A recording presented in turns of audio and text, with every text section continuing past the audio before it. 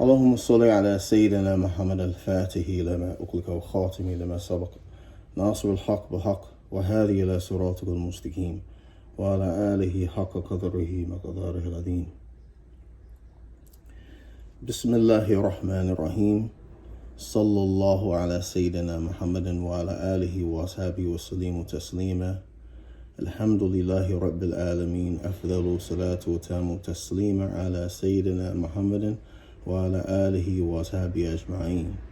ورضي الله تعالى عن السادات التابعين علماء عاملين وأئمة أربعين مجتهدين مقلديهم إلا يوم الدين. أما بعد. Alhamdulillah Rabbil Alameen. This is part 6 of the Matn Ashmawiyya series that I'm doing for YouTube. This part 6 is on the Shurut Salah, the conditions of the prayer. The Salah has compulsory conditions and it has validity conditions. The compulsory conditions are 5. The conditions of Salah, the compulsory conditions of Salah is Islam, that a person has Islam. I mean that the person has recited the Shahadatain, Ashhadu an la ilaha illallah, Ashhadu anna Muhammad Rasulullah, with firmity in the heart. And it comes out on the tongue. The second is puberty. For puberty, it consists of, for the male and female, the signs of puberty, pubic hair, the male emission of sperm or wet dream, and for a woman, menstruation or pregnancy. This is puberty, what is mentioned about puberty. The third condition, compulsory condition, is that the person be sane. That they be sane. They have sound mind and intellect. The fourth condition is the entrance of the time of each prayer. The time of each prayer, one has to be have certainty that the prayer is in. The times each prayer comes in at a particular time, and you have 2 times for each prayer. You have the beginning part of the prayer, and then you have the Dorori time, which was close to the ending part of the prayer. Each one of them times is, if you have certainty that you have reached them times, or in the middle of each one of them times, then the salat is in, and the salat for that particular prayer is valid. The fifth condition is having been reached by the message of Rasulullah sallallahu alaihi wasallam. Meaning that the prayer becomes compulsory. This compulsory condition is that the person, the message of Rasulullah sallallahu alaihi wasallam has reached them. And they accepted it. This what solidifies. This is the condition of a person's shahada, of his Islam. That the message has reached him, he's accepted it, he's taken the shahadatain. All right, he has entered into Islam. The conditions of the validity of the prayer of the conditions are 6. The first one is purity from minor impurities, that the one has wudu, the one that's about to enter into salah has wudu. But also what's very important is that the person who is about to make wudu make sure, or he has used the bathroom, is getting ready to make wudu, before he finishes using the bathroom, he makes a proper istinja and istijmar. Istijmar. And istibra. Istijmar for the women and istibra for the men. Istinja is when you use water to clean yourself. Istijmar is when you use stones you know what I'm saying, or paper, or leaves or toilet paper. And istibra is when, you know what I'm saying, when the man, he coughs and shakes and, you know what I'm saying, drain all of the excess urine out of his penis, out of the penis shaft. So, and then they clean themselves. For the man as well, we could use toilet paper. We could use 3 stones, natural stones, from the earth, not man-made stones. That's sufficient enough in size to clean yourself. This is from the minor impurities.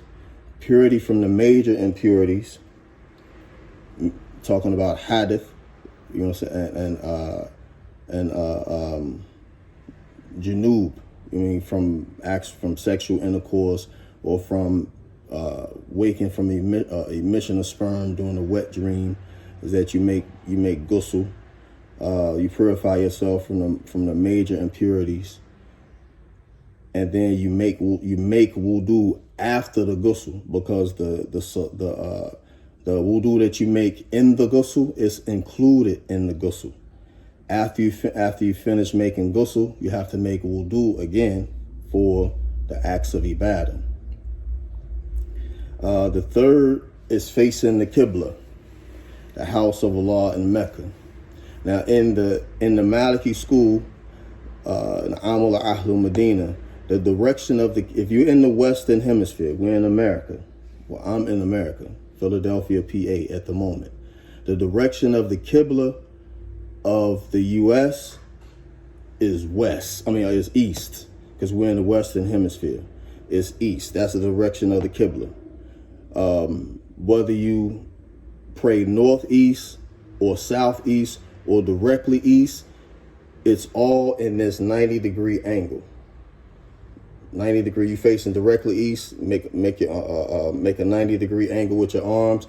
Everything between that 90-degree angle is the Qibla, is the direction of the Qibla.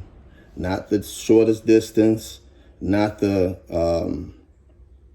time to get there, not any of that. We're in the Western Hemisphere. The direction of the Qibla is east. And that's according to our school. The fourth is covering your nakedness. For the nakedness of the man is anything between the navel and the knee. The navel and the knee. Meaning that whatever is in between that is nakedness. So you cover that. I mean, you wear izara, wear thobe, or wear a long shirt, but it covers from the navel to the knee. And to be have certainty, go a little bit beyond the knee. But that's covering the nakedness. Normally, you know what I'm saying, generally, you know, when any man pray, we're going to have on a t-shirt, a long thobe, or a thobe with short sleeves, and we either having on pants or izar, or some shorts that covers the knees. It goes a little bit below the knees. For the women, covering the nakedness of the woman is everything except for the face and the hands. Even the feet in our school is nakedness, so she must cover that during the Salah. And this is the condition of the validity condition. This is a condition for the nakedness of the man and the woman. Like I said, remember, everything of the woman should be covered in the Salah except for the face and the hands. That's the bare minimum. A woman can wear niqab and pray in her niqab, and it'll be valid. But she'll pray in her niqab with the because of fear that she'll be watched by men. So she cover her face while she praying. It'd be valid. Or she watched by non-Muslim men. You know, just like it's not permissible. It's not permissible to look at the face of a Muslima. Period. I mean, whether you're a non-Muslim man or a Muslim man, you know what I'm saying, we must lower our gaze. But her nakedness is covered. except for the face and everything except for the face and the hands.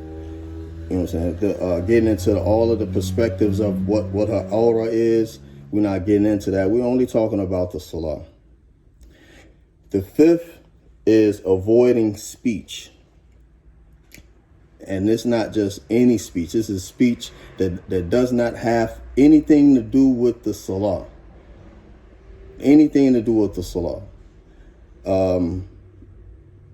Answering someone's salam, or saying Yarhamakallah if you hear someone sneeze while you're making salah.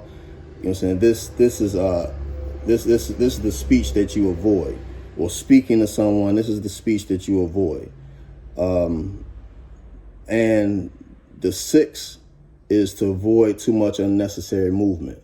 Actually, 5 and 6 are synonymous with each other, because one of the conditions of being in the prayer, and it's not mentioned in this text, is that if it does not look or appear like you're praying to other people, then you're not praying. This is also one of the conditions of the prayer. You know what I'm saying? If it does not look like you're making a salah, like you're praying, then you're not praying. This prayer is invalid. You don't have to make it up, but it's invalid. You know what I mean? Because you don't appear to be praying to the people. A lot of times I've been in places to where, I pray Sadhu. I pray my Father Salah Sadhu. I pray Sunnah Salah Sadhu sometimes.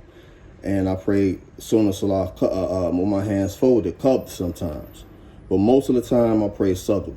So if I'm praying in the masjid or praying in some place, if I don't have a sutra in front of me, or I'm not close enough to an object to make that object a sutra, then to other people who are not aware of the praying of Sadhu, it appears to them that I'm not praying.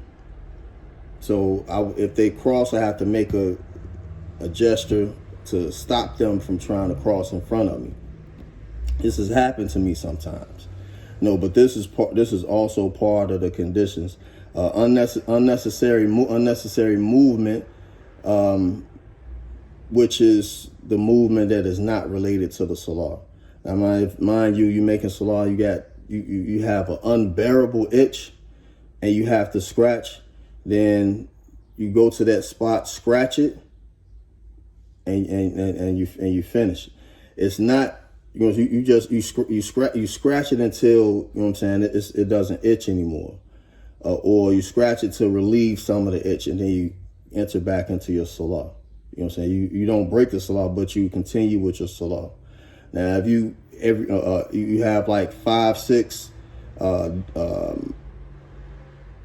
unbearable, you know what I'm saying, itching spots in your where you're itching all over, then you have to have sabr and have khushu' and bear with it and complete the salah. And after the salah, you scratch them places, because I know how unbearable, you know what I'm saying, itching can be. But continue movement, scratch here, scratch here, scratch here in the salah. You don't appear to be praying. So this invalidates the salah, the conditions of the salah as well. Continual movement.